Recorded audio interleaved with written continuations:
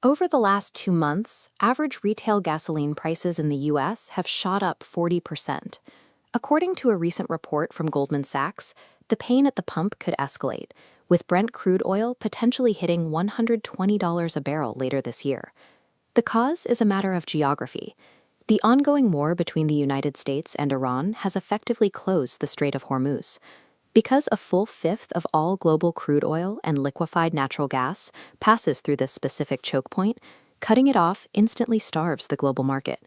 The United States is actively enforcing a strict naval blockade on Iranian ports. Financial analysts estimate this daily military enforcement is costing Iran roughly $400 million in lost trade. Historically, when a regional crisis threatens the global oil supply, the market relies on the Organization of the Petroleum Exporting Countries, or OPEC. The cartel usually steps in with a united front to stabilize prices and calm investors. But because this military blockade sits directly on top of the world's most critical energy artery, local supply disruptions are translating into financial shocks for anyone filling up a gas tank. Now, the very institution designed to manage those shocks is fracturing. In a blow to the group, the United Arab Emirates announced it is quitting OPEC entirely. Walking away deprives Saudi Arabia of its key ally at the exact moment the cartel needs absolute unity to manage the global shortfall. Why would a major oil producer choose the middle of a global energy crisis to abandon its most powerful alliance?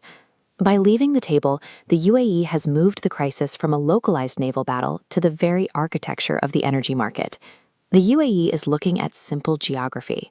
They can pump millions of barrels of oil from vast desert facilities, but adhering to strict Saudi-led production quotas yields no benefit if their tanker ships cannot safely ship exports through the blockaded Strait of Hormuz.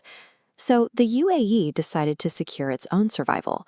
By operating as an independent actor, they bypass the cartel's constraints and can pursue alternative trade routes on their own terms.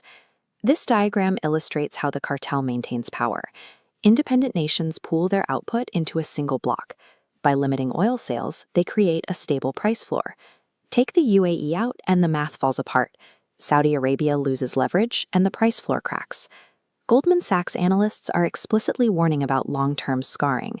When you combine military conflict with a fractured cartel, infrastructure physically degrades, and investors pull funding from future projects, damaging the region's production capacity. Without OPEC acting as a unified buffer, the global market loses its shock absorbers. Future supply chains will be chaotic, making price spikes a regular feature of the global economy.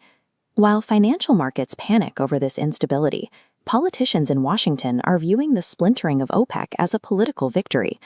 President Donald Trump has historically argued that the organization exists to artificially inflate prices and rip off the rest of the world.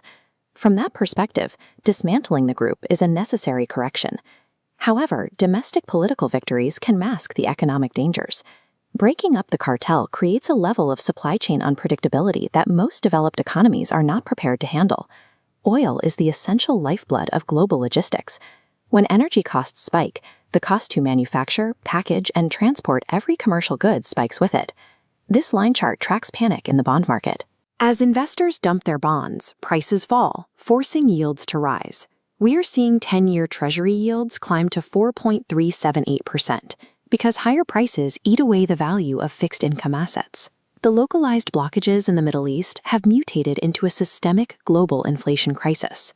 This puts the Federal Reserve in a difficult position. They typically lower interest rates to stimulate a struggling economy, but this energy-driven inflation has paralyzed their ability to cut borrowing costs. You can see the extent of that paralysis on this probability distribution chart from the CME Group FedWatch tool. Traders are currently pricing in an 82% chance that interest rates will remain completely unchanged through the end of the year. For the average consumer, the math is punishing. The cost to borrow money for a new mortgage, a car loan, or credit card debt is going to stay high for the foreseeable future. The US-Iran war didn't just block a crucial waterway. It completely shattered the historical institutions that govern global oil. The UAE's exit guarantees that the supply side of the economy will remain unstable, locking consumers into a prolonged era of high gas prices, sticky inflation, and high interest rates.